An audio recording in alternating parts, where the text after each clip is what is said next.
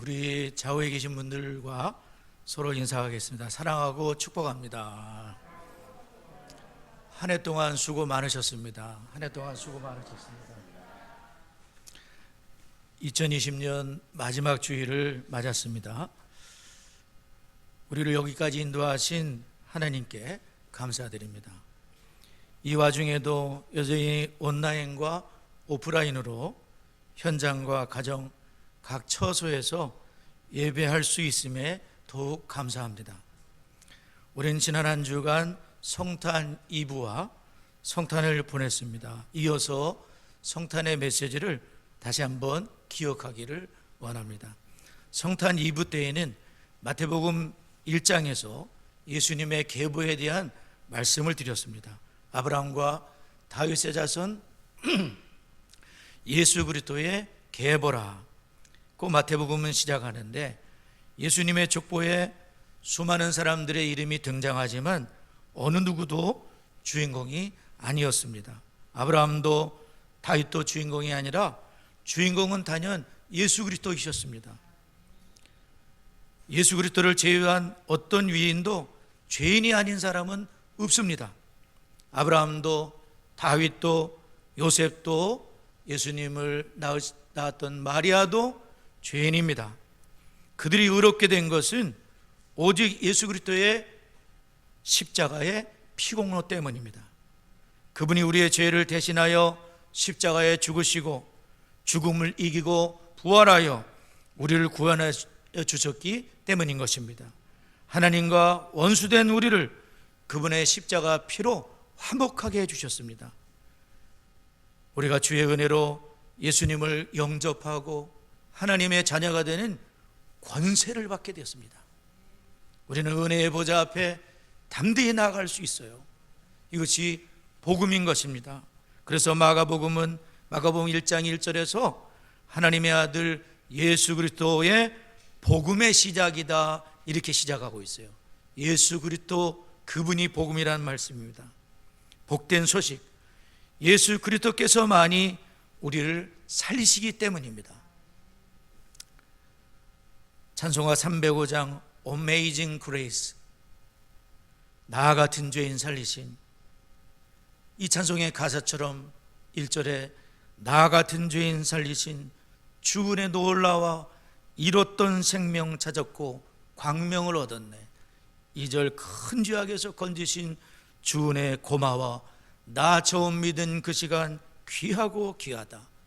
3절 이제껏 내가 산 것도 주님의 은혜라 또 나를 장차 본향에 인도해 주시리. 4절 거기서 우리 영원히 주님의 은혜로 해처럼 밝게 살면서 주 찬양하리라. 복음이신 예수 그리스도께서 나 같은 죄인을 살리신 것입니다. 은혜로 여기까지 인도하시고 장차 본향으로 인도해 주셔서 해처럼 천국에서 밝게 살면서 주님을 찬양하게 될 줄 믿습니다. 이것이 놀라운 은혜요 어메이징 그레이스요 값을 매길 수 없는 은혜라는 것입니다. 이 주님의 은혜를 받은 사람들은 동방박사들처럼 모든 비난과 조롱을 뒤로하고 그분을 경배하는 자리로 떠날 것입니다. 모든 두려움을 극복하고 담대한 신앙 고백을 할 것입니다. 유대인의 왕으로 나신 이가 어디 계시뇨? 우리가 그의 별을 보고 동방에서 그에게 경배하러 왔노라. 헤롯이 버젓이 왕으로 있는데도 다른 왕을 경배하겠다는 것입니다. 그것도 아기를 말이죠. 헤롯 왕과 온 예루살렘이 듣고 소동할 정도의 뉴스였습니다. 그 뉴스를 담대하게 전한 거예요. 별의 인도를 따라 아기 예수 계신 집에 도착했을 때 그들은 조금도 주저함이 없이 저분이구나, 별의 인도했기 때문에 그 아기 예수께 몸을 던져 경배하는 용기를 보여줬어요. 보배압을 열어 황금과 유향과 몰약을 아낌없이 처음 출발할 때부터 갖고 왔던 거, 황금 다 좋아하잖아요. 유향과 몰약 귀한 거예요. 그것을 메시아 그 주님께 아낌없이 조금도 주저함이 없이 이분이구나, 그 앞에 몸을 던져 경배했던 것입니다. 그렇지 않나요? 주님은 이러한 경배를 받아 마땅한 분이 아닌가요? 우리가 사람을 경배한다면 좀 이상하겠지만 우리 주님을 경배하는 건 조금도 이상하지 않고, 아무리 큰 소리로 찬양을 해도 조금도 이상하지 않은 거예요, 사실은. 그렇죠? 옥합을 깨뜨려 헌신했던 마리아를 기억하시죠? 사람들, 아이고 아까워라, 아니 저 사람 이상하다. 마리아는 그 주님을 너무나 사랑하기 때문에, 주님께 받은 은혜가 너무나 크기 때문에 옥합을, 자기가 부자도 아닌데 그것을 잘 준비했다가 300대나 되는 옥합을 한 방에 깨뜨려서 향기가 그냥 집안에 진동하게 만든 거예요. 예수님의 십자가의 죽음 장례를 준비한 기념비적인 헌신이 됐죠. 이 헌신을 받아 마땅한 분이 예수 그리스도, 우리의 구주이신 줄 믿습니다. 박사들은 왕의 명령을 어겼습니다. 나에게 알려달라 헤로당이 얘기했지만 꿈의 지사심을 받아 다른 길로 고국에 돌아가니라 왕의 명령을 어길 정도로 하나님의 인도를 받아서 고국으로 돌아가는데, 주님을 경배한 자의 기쁨을 안고 행복을 안고서 고생길, 험난한 길 3개월이나 또 그 위험천만한 길을 걸어가야 되는데 참 행복하게 갔을 것 같아요. 어제 토요일날 큰숨 맑은 샘 큐티 찬송은 내 주를 가까이 하게 함은 십자가 짐 같은 고생이나 내 일생 소원은 늘 찬송하면서 죽게도 나가기 원합니다. 저는 예전에는 뒷부분을 강조하면서 이 찬송을 불렀던 것 같아요. 내 일생 소원은 늘 찬송하면서 죽게도 나가기 원합니다. 이 뒤쪽에다 포인트를 뒀는데, 근데 어제 아침에는 앞부분이 갑자기 와닿는 거예요. 내 주를 가까이 하게 함은 십자가 짐 같은 고생이나. 하나님을 가까이, 주님을 가까이 하는 게 십자가 짐 같은 고생이래요. 여러분 이해가 되십니까? 주님을 가까이 하는 건 십자가 짐지는 고생이랍니다. 편안한 길이 아니라는 거예요. 3절을 보면 천성에 가는 길 험하여도, 천성 가는 길은 험한 길이래요. 생명길 되나니 은혜로다. 험해도 가겠다는 거예요. 생명길이기 때문에. 예수를 제대로 믿는다면 녹록하지 않은 길이 신앙의 길입니다. 아, 그렇지, 그렇게 다시금 깨닫게 됐어요. 주님을 가까이 하는 건 십자가 짐 같은 고생입니다. 천성에 가는 길은 험한 겁니다. 그러나 생명길이기 때문에 저와 여러분은 가는 것입니다. 할렐루야. 편안한 길이 아니에요. 오늘 본문에 요셉과 마리아와 아기 예수님을 보세요. 그들의 길이 평탄했습니까? 왕이신 아기 예수가 그 가정에 태어났기 때문에 갑자기 큰 부자가 됐나요? 고생 끝 행복 시작이 됐나요? 갑자기 건강하게 됐나요? 고난이 없어졌나요? 가난도 없어졌나요? 아닌 것 같습니다. 아버지 요셉은 일찍 세상을 떠나셨고 그 가정은 가난이 계속된 것 같고 어쩌면 일생이 십자가의 길이었습니다.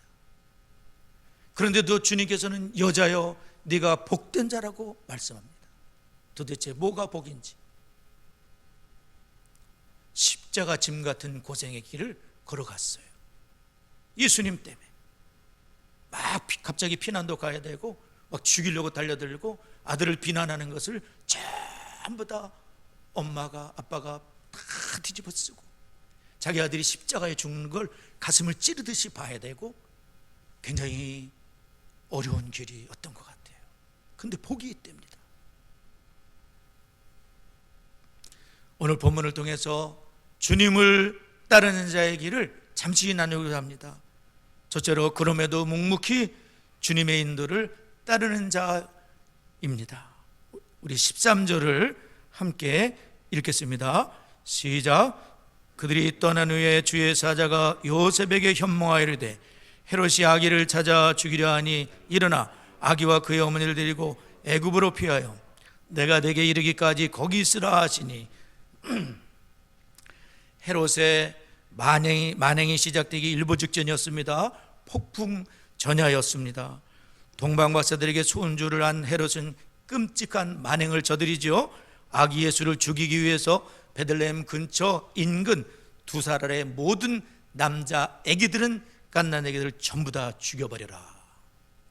생후 6개월에서 20개월의 아들들을 모두 다 죽인 겁니다. 죄로 얼룩진 인생이 이렇게 무서운 것입니다. 아무리 큰 업적을 남겼어도 권자에 대한 욕심이 이런 만행을 저지르게 돼요.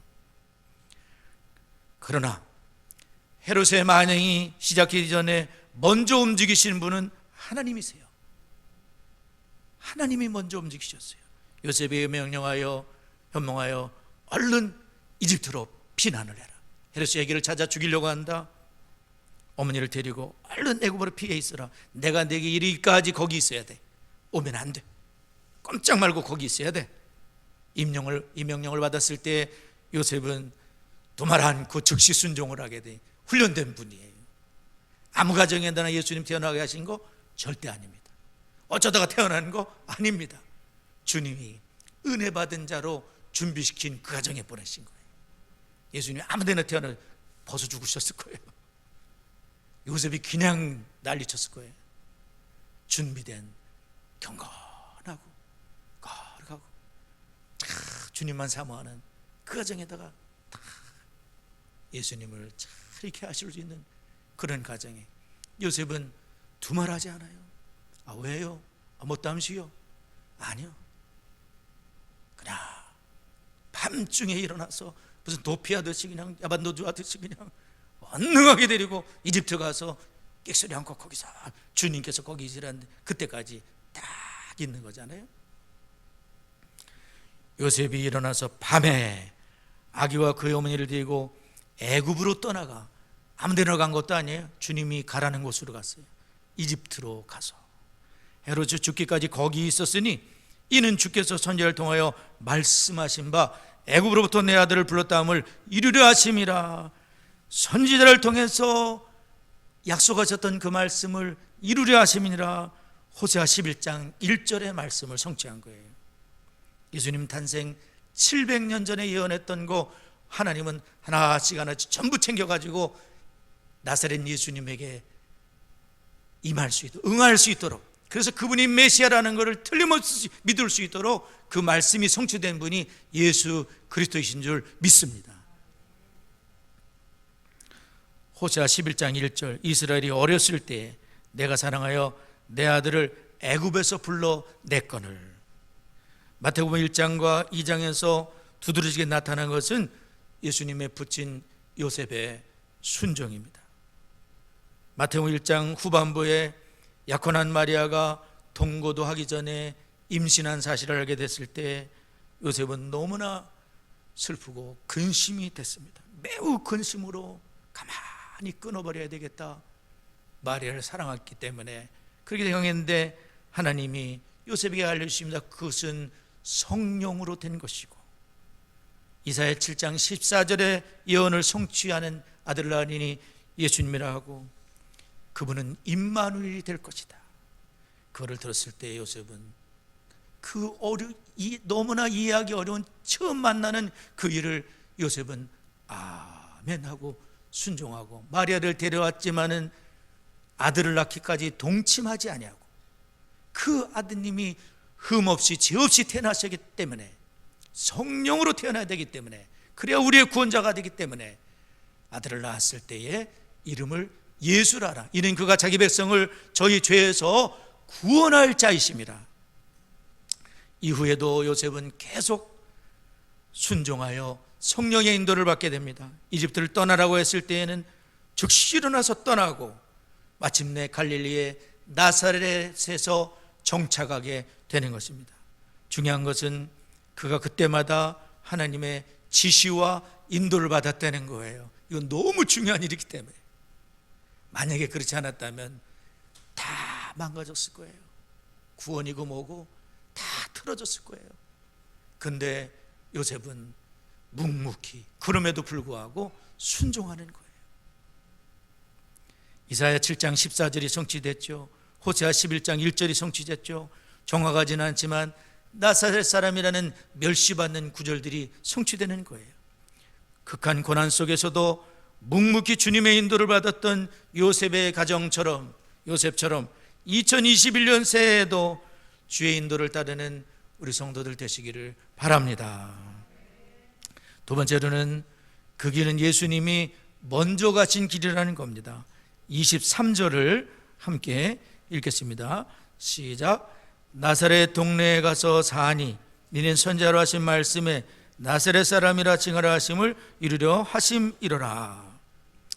저는 말씀을 읽고 준비하면서 나사렛 사람이라 하심을, 선지자로 하셨던 말씀을 이루려 함이라 그래가지고 어디에 이런 말씀이 있었을까 하고 이제 찾아보다가 결국에는 이제 마태복음에 제가 갖고 있는 핸드릭슨 주석을 이제 살펴보게 됐습니다.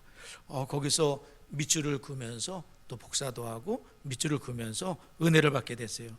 예수님의 가신 길이 너무나 감사한 생각이 들었어요.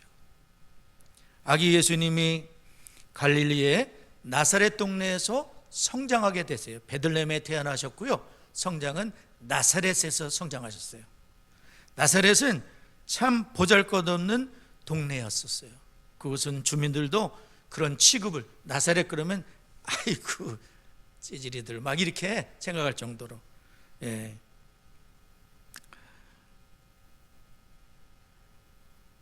심지어는 갈릴리 사람들에게조차도 조롱을 받던 곳이에요. 요한복음 1장 46절에 보면 빌립의 전도를 받았던 나다나엘이 우리가 메시아를 만났는데 나사렛 예수라 했더니 아이고 나사렛에서 무슨 선한 게 나겠냐고. 아니라고. 예수님의 어린 시절 나사렛 예수라는 조롱과 멸시를 받고 자라셨고요. 나중에는 그분을 따르는 자들은 나사렛 이단, 우두머리라는 조롱도 받았는데 사도행전 24장 5절을 보면 사도 바울을 향해 이 벨릭스 앞에서 변호사 더들로가 고발을 하게 돼요. 그런데 이렇게 고발을 했습니다. 우리가 보니 이 사람은 전염병 같은 자라 천하에 흩어진 유대인을 다 소유하게 하는 자요 나사렛 이단의 우두머리다.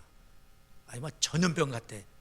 이 사도 바울 이 사람은 전염병 같고 이단의 우두머리, 나사렛 이단. 예수님에 대한 멸시와 조롱이 성경에 여러 곳에 기록되어 있습니다. 시편 22편 6절에서 8절 13절을 보게 되면 예수님에 대한 조롱, 나는 벌레요 사람이 아니라 사람의 비방거리요 백성의 조롱거리입니다. 예수님의 자신을 나는 벌레 취급받았다. 나는 벌레요 사람이 아니다.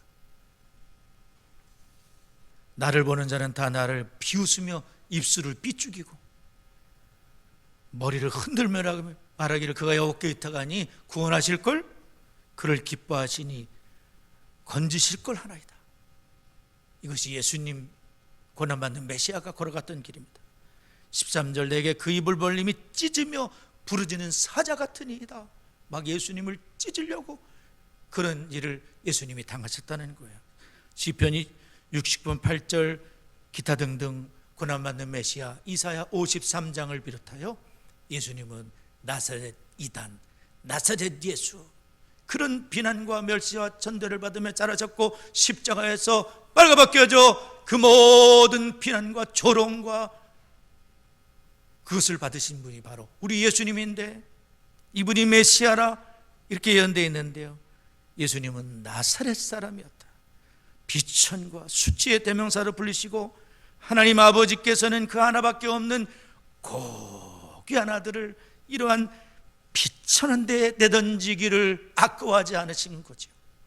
아깝다, 아유 내 아들 아깝다, 절대 고생하지 마. 그것이 아니라 그냥 비난받는 데 태어나도록 나사렛 사람이라고 예언을 넣으시고 거기 가서 살도록 하나님은 내 아들 애꿎다 그것이 아니라 그 피나 맞는 곳에 던지셔가지고 조롱과 멸시를 받으며 자라게 하시고, 그분이 우리의 구세주가 되시도록 우리도 비난받고 멸시받고 그런 일도 있지 않습니까? 주님 보면 위로받게 되는 거예요. 할렐루야. 그렇습니다, 여러분. 아까워하지 않으신 하나님, 로마서 5장 8절, 우리가 아직 죄인 되었을 때에 그리스도께서 우리를 위해 죽으심으로, 우리가 멀쩡할 때, 주님이 이쁠 때에 죽으신 것이 아니라 우리가 여전히 죄인이고 왼수 같은 놈일 때 주님이 우리를 위해서 죽으시고, 하나님께서 우리에 대한 자기의 사랑을 꽝 도장을 찍으며 확증하셨느니라. 나는 너희들을 정말 사랑한다. 로마서 8장 32절, 자기 아들을 아끼지 아니하시고 우리 모든 사람을 위해 내주시니가 어찌 그 아들과 함께 모든 것을 우리에게 은사로 주지 아니하시겠느냐. 하나님이 세상을 이처럼 사랑하사, 주부라니 뭐라 했어요? 하나님이, 그 다음에 세상을 이처럼 사랑하사 누구를 주셨으니? 독생자를 주셨으니 이는 저를 믿는 자마다 멸망하지 않고 영생을 얻게 하시기 위해서 독생자를 주셨으니. 주님이 이런 나사렛 사람이셨기 때문에, 주님의 조롱과 멸시를 받았기 때문에, 십자가를 지셨기 때문에 저 여러분이 구원을 받았고 은총을 누리며 살고 이 안에를 잘 지내왔는 줄 믿습니다. 우리가 그분을 먼저 사랑한 거 아닙니다. 주님이 우리를 먼저 사랑하시고 독생자를 내주시고 이 은혜를 주셨는데, 저와 여러분 주님이 가신 길 십자가 짐 같은 고생이나, 고생길이지만 생명길이 되나니 끝까지 본향으로 인도해 주시고, 거기서 영원히 주님을 찬양할 그 믿음을 갖고, 그러한 신앙이 우리 또 자녀들에게 참 이렇게 전수가 돼서, 저는 이제 성경을 읽다가 보면 다음 세대가 늘 걱정이 되고 그러니까, 어린이 그러면 확 눈에 들어와요. 또 무슨 자녀 그래도 눈에 확 들어오고, 아들 그래도 눈에 확 들어오고, 그래서 다시 한번 이렇게 쳐다보게 되고, 지난번에는 전쟁터에 전쟁이 일어났는데 여호사밧 그 자기 아내들과 자녀들과 어린이로 더불어 여호와 앞에 섰더라. 그 말씀을 이렇게 묵상하라고 읽게 됐는데 굉장히 뭉클했었어요. 어린이와 더불어 여호와 앞에 서서, 아버지 우리 지금 다 죽게 생겼어요. 전쟁 나서 다 죽을 판이에요. 아버지, 금식하면서 남편들이 아내와 자녀 어린애를 다 데리고 전쟁이라는 그 중심부에 오게 된 거예요. 그 위험천만한 것을 살려달라고, 하나님 보면서 살려달라고 어린애까지 데려온 거예요. 그 위험천만한 걸, 너 여기 집에 있어, 너는 죽으면 안 돼. 그게 아니라 우리 가서 하나님 전에 나가서 우리 기도하자. 하나님께 밥 굶어가면서 기도해보자. 하나님이 약속하셨으니까 우리 좀 부르짖어 보자. 와, 진짜 굉장히 감동이 됐어요. 하나님이 어떠셨을까? 그 서 있는 그 사람들 보면서, 애까지 다 데리고 와서 애도 서 있어. 아버지, 하나님, 그러면서 애들도 서 있어. 하나님이 어떠셨겠어요, 마음이? 그냥 응답하시죠. 그냥 도와주시죠. 그 정도 있는데 뭐 하나님이 그냥 응답하는 거예요. 싸울 것도 없대. 대오를 이루고 서서 여호와께서 구원하는 걸 보기만 해라. 그냥 나중에 한번 더 살펴볼 때가 있겠지만 기가 막힙니다. 얼마나 놀라운지 몰라요. 천성에 가는 길 험하지만 생명길입니다, 여러분. 뭐 예수 믿어서 잘 될 수도 있지만 안 될 수도 있습니다. 뭔 문제입니까? 괜찮습니다. 생명길이기 때문에 괜찮습니다. 묵묵히 십자가를 졌던 요셉처럼 아무 가정이나 예수님 태어나게? 아니요, 노 그렇지 않습니다.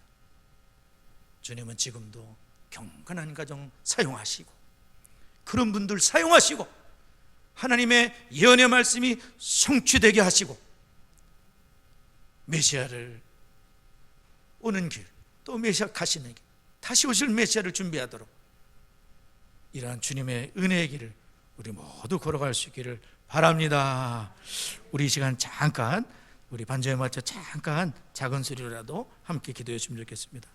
오늘 참 마지막 주일인데 하나님 은혜 받고 우리가 잘 지내왔습니다. 하나님께 감사하며 또 2021년도 날마다 새로워지는 교회로 또 우리가 주님의 길을 먼저 가신 그 길을 잘 따라가는, 정말 십자가 그 길 잘 따라가는 우리가 되도록 우리 다음 세대들이 다른 세대가 되지 아니하고 참으로 미래 세대요 다음 세대로서 신앙이 잘 이어받는 우리 주일학교 우리 학생의 청년들이 되도록 기도하면서 우리 잠깐 기도하도록 하겠습니다. 하나님 감사합니다. 영광 받아 주옵소서. 아버지 하나님, 주님과 함께 해주시길 원하고 기도합니다. 하나님 아버지, 주님께서 먼저 가신 십자가의 길, 비난과 멸시와 조롱의 길, 나사렛 사람이었었습니다. 주님 감사합니다. 하나님, 우리를 대신하여 십자가의 그 고난을, 그 수치를 받으셨나이다. 먼저 가신 주님, 우리를 사랑하시어 가신 그 길, 저희들도 묵묵히 순종하며 따라갈 수 있도록 하나님 2021년도 정말 하나님 날마다 새로워지는 하나님의 교회를 이루게 하시옵소서. 주님 감사합니다. 하나님, 우리 새싹주일학교 꿈의 땅 학생의 새벽교실 청년들, 우리 젖바리애들 다 주님 기억해 주옵소서. 다른 세대가 되지 않게 하시고 다음 세대가 되며 미래 세대가 되며 말씀과 기도로 무장하고 복음으로 무장하고 하나님께 영광 돌리는 귀한 심령들로 세워지도록 은혜를 더하여 주시고 우리 모든 교사 선생님들에게 복을 내려 주시옵소서. 예수님의 이름으로 기도드리옵나이다. 아멘.